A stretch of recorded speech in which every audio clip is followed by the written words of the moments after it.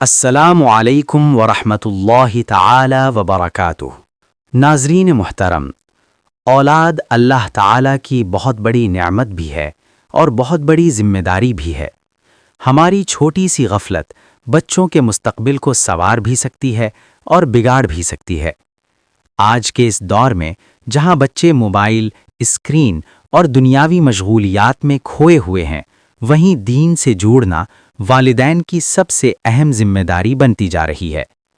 آج کی ویڈیو میں ہم حضور اکرم صلی اللہ علیہ وسلم کی ایک نہایت اہم حدیث سنیں گے، جو اولاد کی دینی تربیت خصوصاً نماز کی عادت سے متعلق ہے، لہٰذا ویڈیو کو آخر تک ضرور سنیے۔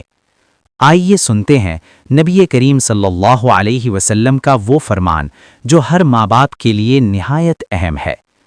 حضرت عمرو بن شعیب رضی اللہ تعالی عنہما اپنے دادا سے روایت کرتے ہیں کہ رسول اللہ صلی اللہ علیہ وسلم نے ارشاد فرمایا، جب تمہارے بچے 7 سال کے ہو جائیں تو انہیں نماز پڑھنے کا حکم دو، اور جب 10 سال کے ہو جائیں تو انہیں سختی کے ساتھ نماز کی پابندی کراؤ اور ان کے سونے کی جگہیں الگ الگ کر دو۔ ناظرین، یہ حدیث ہمیں یہ سبق دیتی ہے کہ اسلام بچوں کی تربیت میں لاپرواہی کی اجازت نہیں دیتا۔ 7 سال کی عمر میں نرمی، محبت اور سمجھا کر نماز کی عادت ڈالی جائے، اور 10 سال کی عمر میں غفلت پر سنجیدگی اختیار کی جائے تاکہ نماز ان کی زندگی کا حصہ بن جائے۔ یاد رکھیں، یہ سختی ظلم کے لیے نہیں بلکہ اصلاح کے لیے ہے۔ اگر ہم آج اپنی اولاد کو نماز کا عادی نہیں بنائیں گے تو کل قیامت کے دن ہم خود جواب دہ ہوں گے۔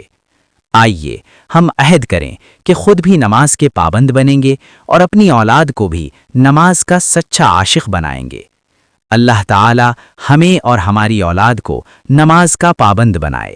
آمین۔